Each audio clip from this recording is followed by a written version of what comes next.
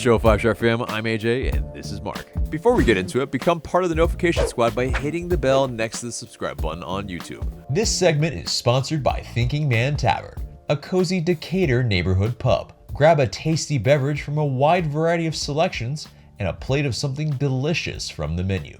To go, check out Thinking Man Tavern. Welcome to another episode of 5-Stripe Weekly, and Atlanta United, they're struggling as of late. It's result-wise not what we all want as fans, but a little bit of an auspicious start as well to this one against CF Montreal at Atl Utd. And Atlanta United, they concede early from a set piece. Pause if you've heard this before. It's just something that this iteration of Atlanta United, I guess it's part of it. We don't have the size. We don't have the guys that can really deal with headers inside the box. And yet another goal conceded from a set piece. A little bit shambles when it comes to that, when it comes to defending, when it comes to clearing the balls out of the box. Just maybe not the urgency, not the hunger enough to want to do that, want to get the ball clear from inside the box. And maybe it's a little bit of that, without Braguzan as well in this one. You're going to lack a little bit of that leadership, a person to make sure the guys are in the right spot too. So, at the very least, though, at the start of this match, Luis Araujo got that start. Franco Ibarra got that first start in the league as well. And, Alan Franco, he returned to the 11, but still too much chopping and changing. Marc, what were your thoughts on a whole about this CF Montreal match? Yeah, it's I think you said it. I think you summed it up. It's another struggle. And I do think look, we came on here on this podcast last couple of weeks and talked about how the play at least was improving and so on. I stick by that, but this was a huge step backwards. And I think when you look at the season as a whole to this point, there's been more bad performances than good. As I mentioned before, like, yes, we've gotten the golazos, right? We've gotten the special goals. We got another one in this game. Moreno from that angle, catching the inside of the post, and it's just creeping. It's an excellent shot, right? Mm-hmm. But it's just the fact that it's really become a case of like that seems to be the way that this team is more than likely going to score, and when you're having those struggles in attack combined with the struggles in defense, and it's the thing. It's like I think you nailed it there too. A good defense is organized, and that's what worries me about Atlanta United so much is that we're just not organized. We're at 6s and 7s. It's just as simple as getting a ball in the box and then and creating pressure from there. And that's what Montreal did time and time again. So it's frustrating, and you do have to wonder. Yes, it's early in the season, right? I still believe this is a playoff team, but if that's it, that's pretty disconcerting. Yeah, and to your point there, that it's early, it's a very forgiving league in that sense, but there is, if you play well, you better damn well get some results, because that's what's going to be frustrating later on in the season if we are ruining points, and, just like last season. Exactly, and that's exactly what we don't need. We'll get into, I think, some of the other in the weeds, but I think, that big caveat here is that, yes, there is more and more chop and changing in this 11. I think the more that we have continuity, the more that Gonzalo Pineda knows his best 11, and those players that are in the 11 can put the ball in the back of the net with regularity. I think it bodes better for Atlanta United. And it seems like at least this 11 seems at least probably one of the strongest that we've fielded. It's just another one of those ugly heads rearing around the corner here, and that is, yes, we are not clinical in the final third, and it's really hurting us. I mean, we have to rely on hero ball, essentially, because the good chances that we got, we didn't put them away. And that's those are those moments where we are ruining at least those goals that eventually, undo us in a match that seemingly we had some control over. Now, did we show the absolute full potential or anything like that? I mean, I don't think so. Luis Araujo looked every bit of not match fit, still trying to work his way back.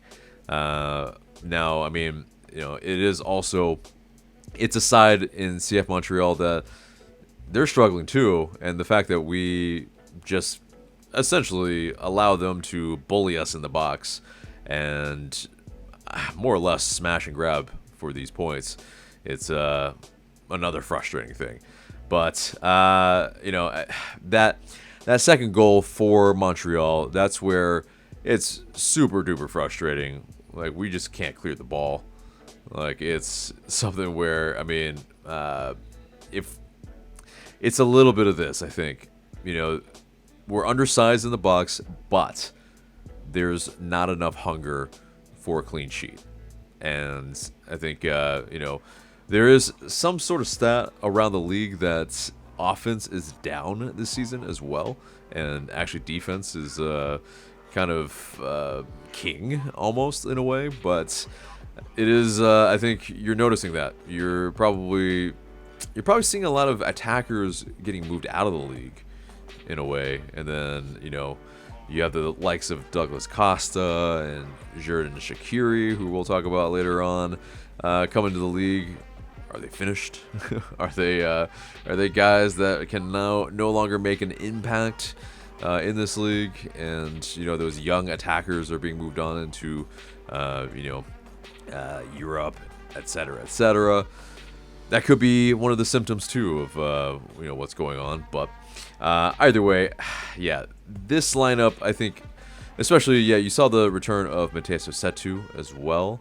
Supposed to be a guy that can keep us ticking as well, but it's just too many guys that are coming back into the team, and there's just not enough continuity, I think, ultimately.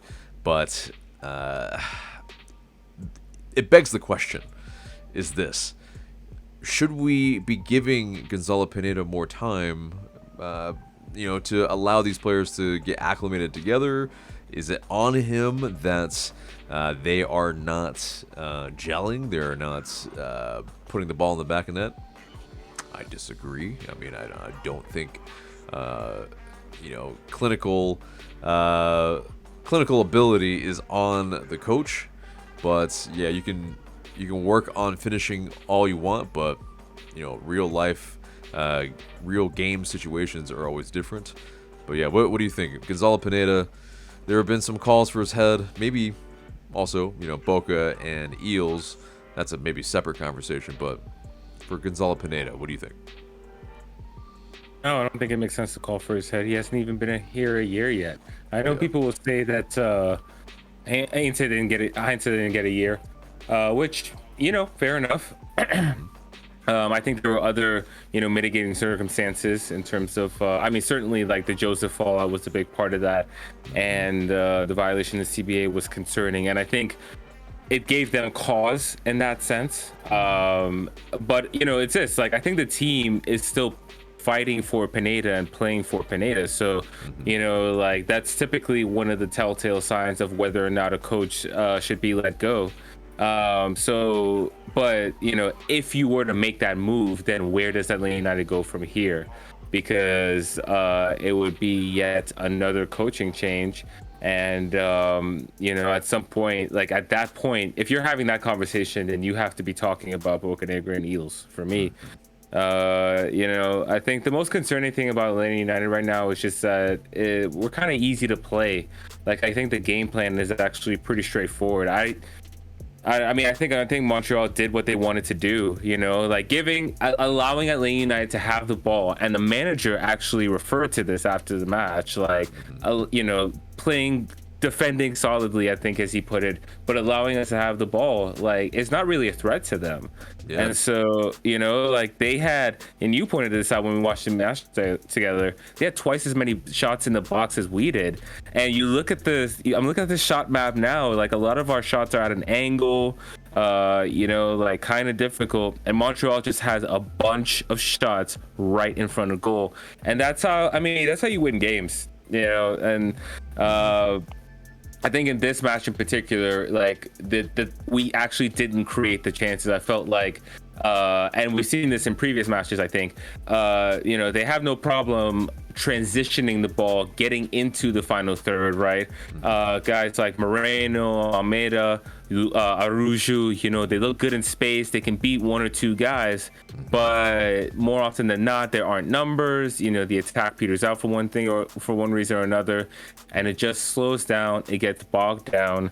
I think there is some chemistry issues, I think, especially with the attacking three. As I mentioned, Reina, Amanda, Arujo, I think a lot of times they end up in the same space.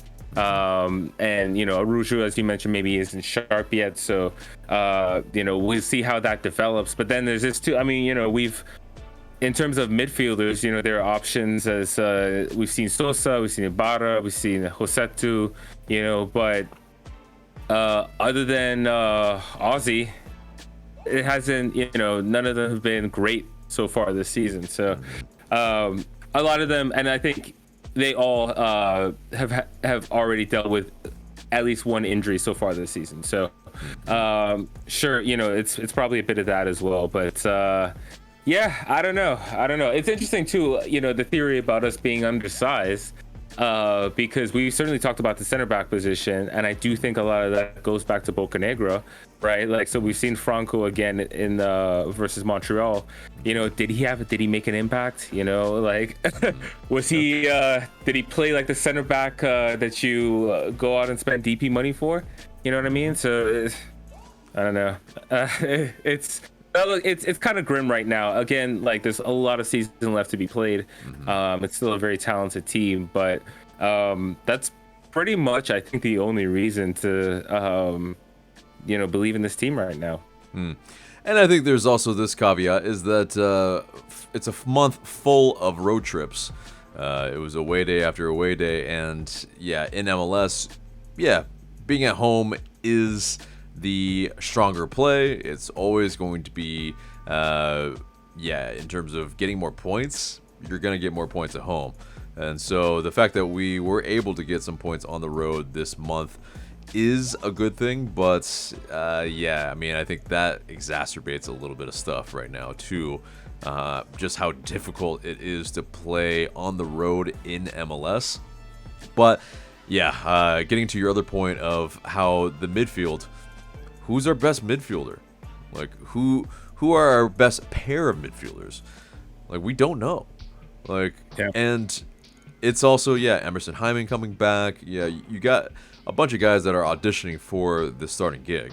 And I think it'll be interesting to see who ultimately wins out on those spots. I think, unfortunately, it will have to be one of Hyman or Josetu and one of Ibarra or Sosa.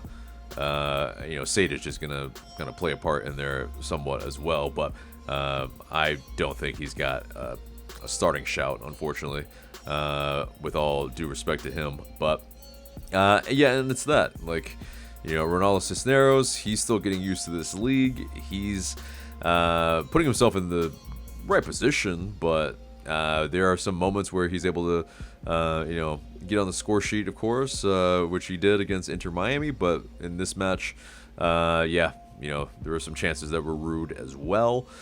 It's I think it's not quite time to call for Gonzalo Pineda's head, but I think if you see another month where we do not gel and we have everyone healthy, I think we can start visiting this conversation, seriously.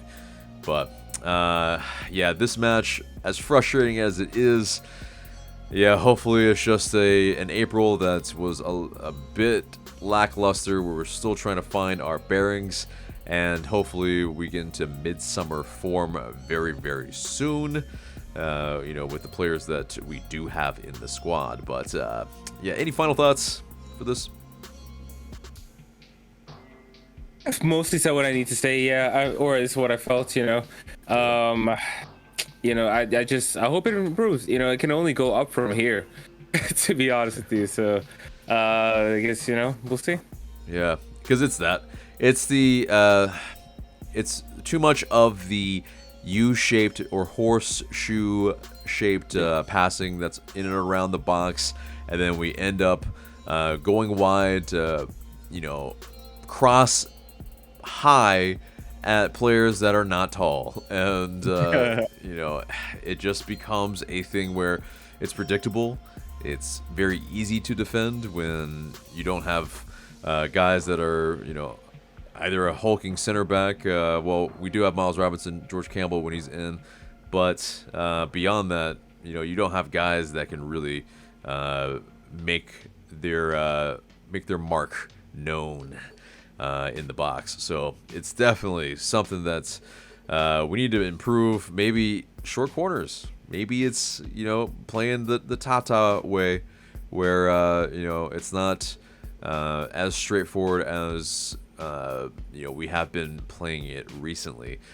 And we'll hopefully regroup and be able to play better, get the result in future matches. But because I can't see this going on for too much longer, there has to be adjustments made, essentially. But that does it for this match review, and our next match is against Chicago Fire at the Benz on Saturday, so we will cover that later in this episode. But that gets us into the news, and the news for this week is that Rocco Rios Novo, the stash, is back. The 19-year-old goalkeeper who was one of the heroes of our previous CCL campaign. Well, he has returned on loan for the 2022 season.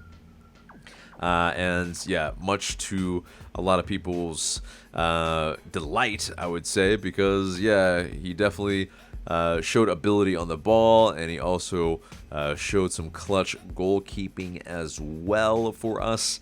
And of course, this comes on the heels of Brad Guzan and his season-ending injury. He was put on the season-ending injury list, and that pretty much paved the way for some of the this move at least. And well, the transfer window is ending, at least this first transfer window. So there might be some moves maybe later on in the year, but at least for the interim, it probably seems like this is where we're going to end up with our squad. Matthew Hopp probably is going to be, if he's going to be brought in, it will be a little bit later on, unless a breaking transfer comes in during this, the end of this window. But yeah, Rocco Rios Novo, what do you think? I think it makes sense, to at least give him a chance to, win the position, essentially. I guess at this point, Atlanta should be doing their due diligence, because it's a devastating injury, to be honest. So yeah, it makes sense. Obviously, they've already had a little bit of experience with him. What's interesting is that he wasn't really playing with Lanús, so we'll see if if he's able to earn the job and show out. I think it's worth a look at least. He is a bit undersized, so there's that to it. But we've seen undersized keepers succeed before. As long as his other skills can sort of make up for it, I guess he'd have to make up for it with positioning as well. Obviously, I'm not a goalkeeper expert, but it's intriguing. And I kind of hope, I'm kind of rooting for him. Yeah. He definitely was quoted as saying that, so my goal is always to be at the top. He said, so I think Bobby Shuttleworth is a very good goalkeeper, and I think training with him is going to help me improve a lot. But just like at every club, there's always healthy competition, and that's always my goal. He also said that I feel very confident in my abilities and my qualities. He says, I have a contract until the end of the year, and after that, we'll see what happens, but I'm very focused on the present. As I said before, I'm just really happy at the opportunity and trying to do what I can to get better every day. And yeah, definitely in the USL last season, he was one of the best players in the league, and saving a lot of points for Atlanta United. So it is if he can extrapolate that into MLS when he gets the chance, it should be quite interesting to see how well he does. So yes, definitely rooting for the stash. He definitely plays beyond his years, especially goalkeepers. That's a more of a you age like fine wine usually as a goalkeeper, but with this, 19-year-old, I mean, he could still feasibly grow. That's true. Yeah. That's the crazy part. But anyway, moving on from that, congrats to Noah Cobb, the 16-year-old homegrown, who or not homegrown, but he is an academy player for Atl Utd. He got called up over the weekends, and he was part of the squad. I mean, that's just amazing stuff. Like, 16-year-old defender, he got called to be part of the squad on the bench, and he very well could have had to play a part if necessary. And so that's it'll be very interesting to see how many times he might come play a part if we need him in a pinch. So it'll be very, very fascinating. If he's going to be, if he's part of the match day squad, you got to figure he's training with the team leading up to that, and that in itself is, valuable. So, I think it shows what the club think of him, to even like put him in those situations. So, very, very curious, to see how this season progresses for him. Absolutely. And so, it'll be very cool to see if, another teenager, part of the squad, making waves. Very, very awesome. And, moving on from that, our EMLS squad, Paulo Neto and Vini Lieva, they were part of another tournament. They made their way pretty far, and unfortunately, I believe so, only made it into the semifinals. But they were I mean, this these two guys are definitely doing quite well for Atl United, and hopefully they can continue and keep breaking through and get some more trophies in the cabinet for the club. But that does it for the news, and it gets us into the match preview. So this Saturday, it's going to be against Chicago Fire at Mercedes-Benz Stadium. And I mean, we're finally back at the Benz. It's been a minute. I mean, hopefully, I'm gonna be honest. Hopefully that roof is not open. Because it is quite hot right now. Yeah, it's quite hot. I'm gonna no. Like, it's a midday match. I've been there where I just I'm on the borderline of passing out when that sun is like just beating down against you. So it's brutal. Yep. Let's keep that AC going. No passing out for any people, at least from sun. Yeah. But so in terms of the Chicago Fire, I mean, they're kind of an enigma a little bit. They have on paper a pretty strong attack, and their midfield seems like it should be a strength.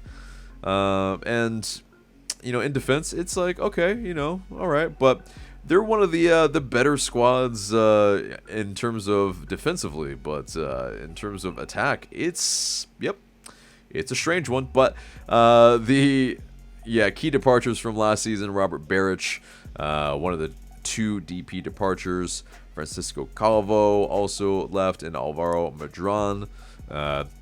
also departed as well. But the key acquisitions, of course, Xherdan Shaqiri, of course, of Liverpool and Stoke City fame, and a little bit of Barca, I believe, where I think at Bayern, right? And Bayern, yeah.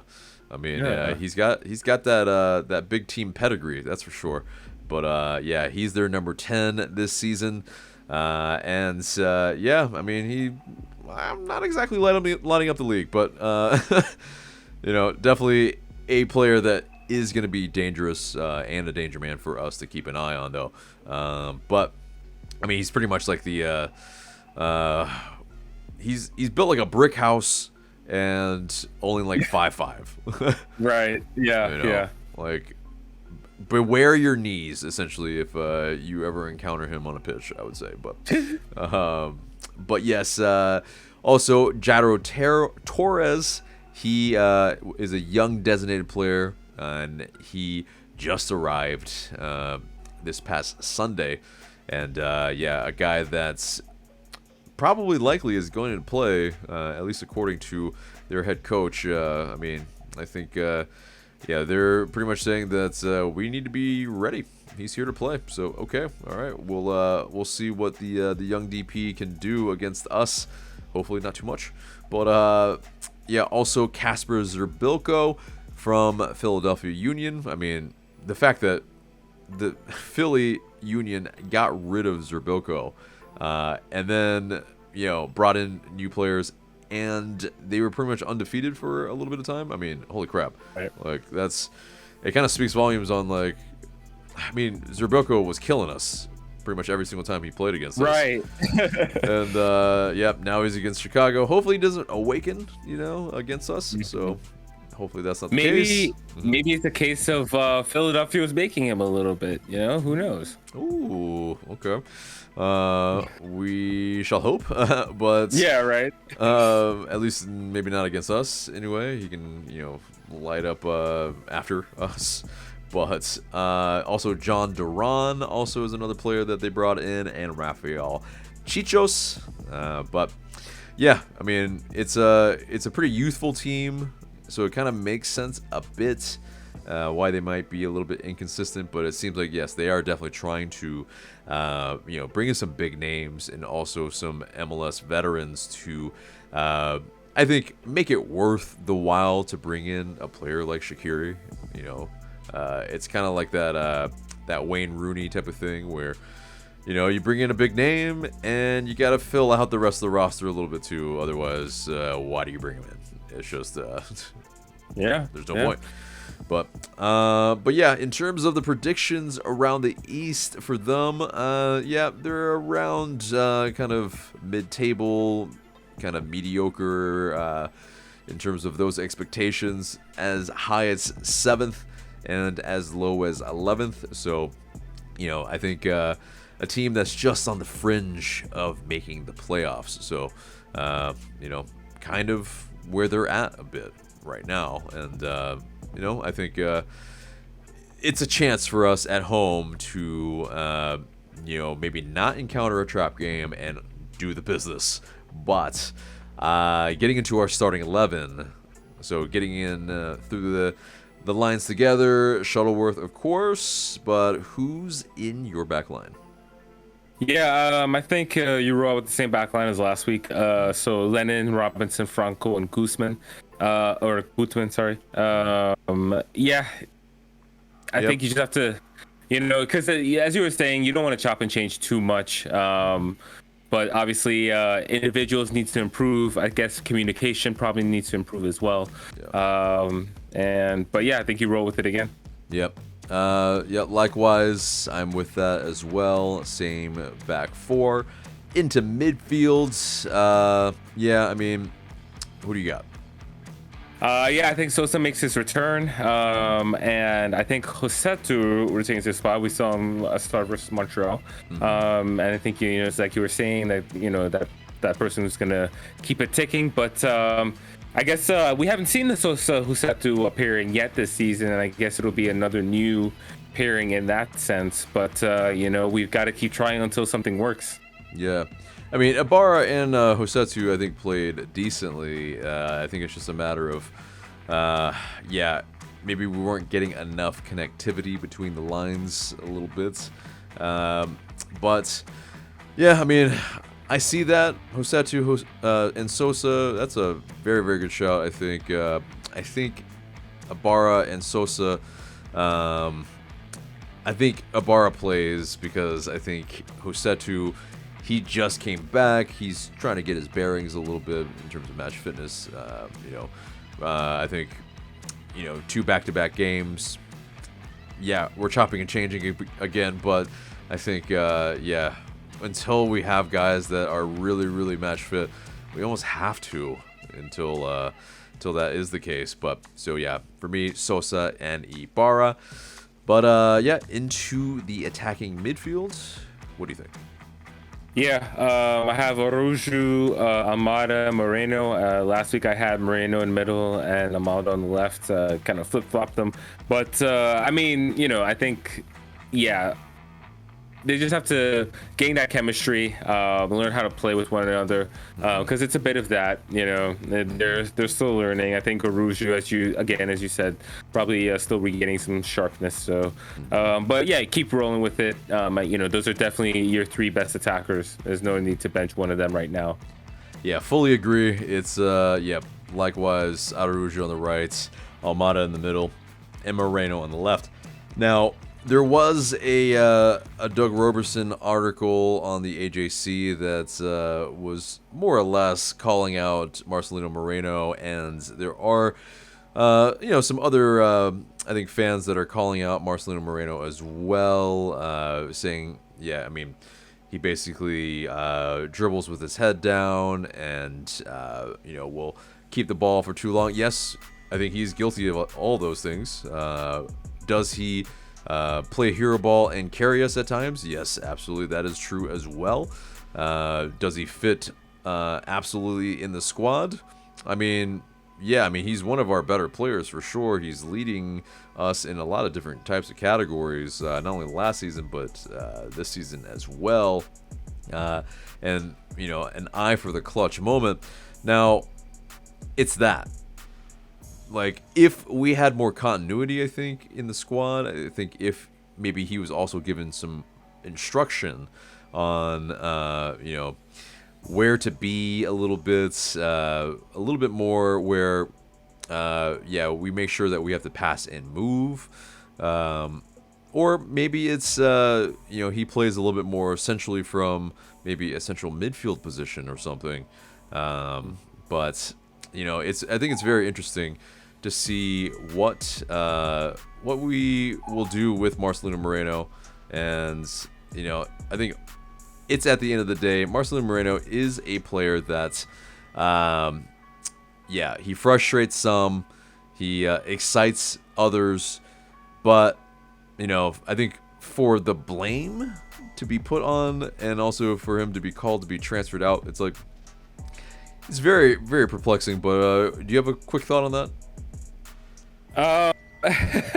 I thought it was interesting is when Moreno scored, just having no excitement about it. I mean, I understand, wanting to make a point, but I think some people maybe are going too far with their agenda. Like, I don't know. It's so obvious to me that Moreno has had a net positive impact on this team. I don't really understand the calls to drop him or even transfer him. That's way too much. Now, what I would say is the roster construction right now is definitely awkward because with a 4-2-3-1, you don't really have a true left winger. Or if you wanted to switch to a 4-3-3, right, and you put Moreno as part of the midfield 3 and Almada on the left, then Almada's kind of out of position. So it's a bit of that. It's a bit of roster construction that's, I think it may be need to address down the line, but these are still good players, and I think you still can get pretty good production out of all of them. So right, and maybe that's what it is that, and that's been the criticism a little bit from some fans, is that we are a team of talented individuals, but not a talented team that is cohesive. And I don't know. I think Moreno is a winger. I think he can beat people on the dribble. Is he always trying to beat people on the dribble? Yes. Is he maybe always putting a ball in early? No. But is this something that can be coached? Yes. So it's just something that, okay, yeah, you have players that have these tendencies, but now it is on the coaching staff to be able to get the best of these players. That's part of the thing.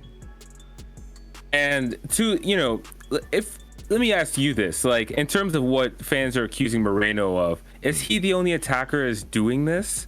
Because, you know what I mean? Like, as I mentioned before, like our attackers in general are typically trying to be 2 or 3 guys, right? And we often see the break where the pass doesn't come in time, or it's not, the right length, or the right, it's not hit hard enough.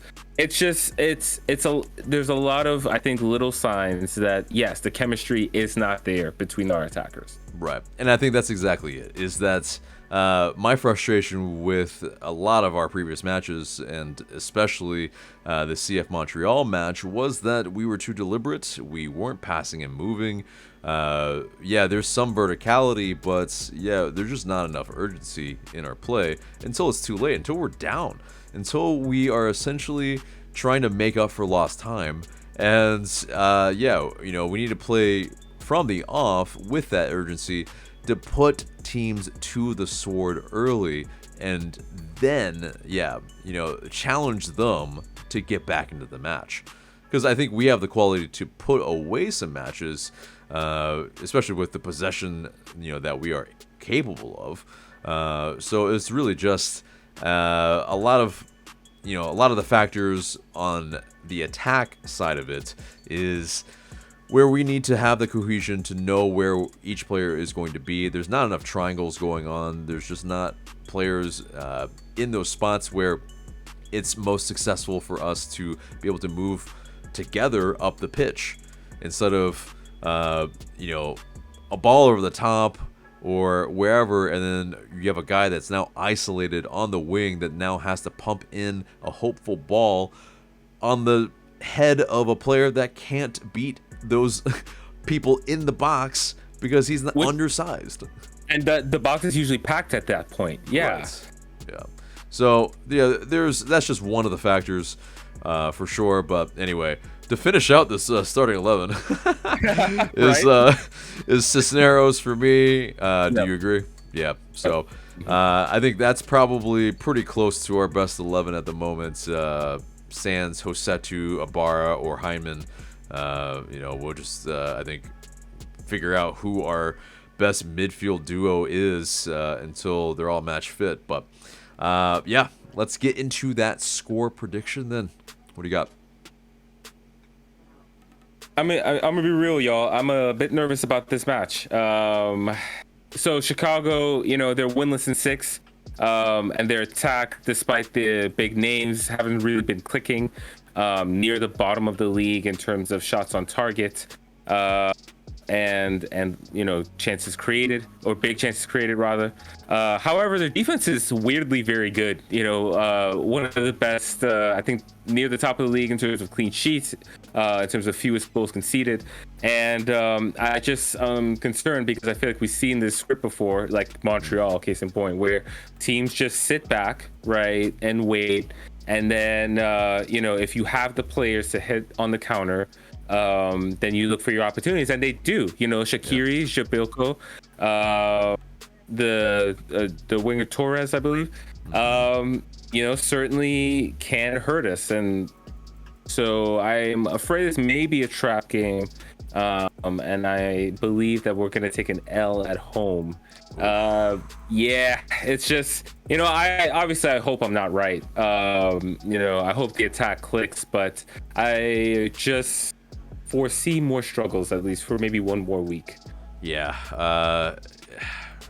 Hopefully you're absolutely dead wrong there, but I think it's gonna be, I think we can take care of business at home.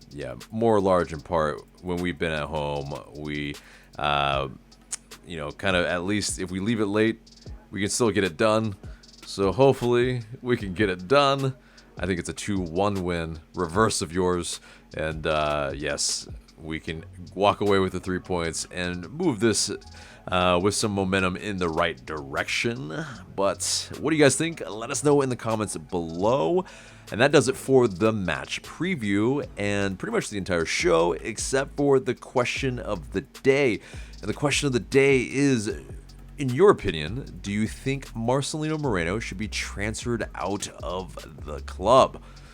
I mean, yeah, a lot of people calling for his head too, even though he's a guy that scored for us this past game. And I mean, I would argue he's the player of the season for us last year. There was a stat going around where I think he led us in expected goals and expected assists or something like that. Like, right. I don't understand the calls for him to leave. Yeah, it's I can play devil's advocate here and say that yes, maybe he's in terms of some of the people with their argument of saying that he's the example of why we're playing the way we are. No, I think it's that the coaching staff, and it's also to a degree as well, the front office, they need to be able to find not only the continuity, but the identity, and also coach these players to be better. That's what it comes down to. That's why you have the coaches, to make them play as a unit and make them better players. So that's the challenge that we have ahead of us. But let us know in the comments below what you think. Super interested in what you have to say. So guys, that is the episode. Remember to like, share, comment, subscribe. For Mark, I'm AJ. Thank you so much for watching.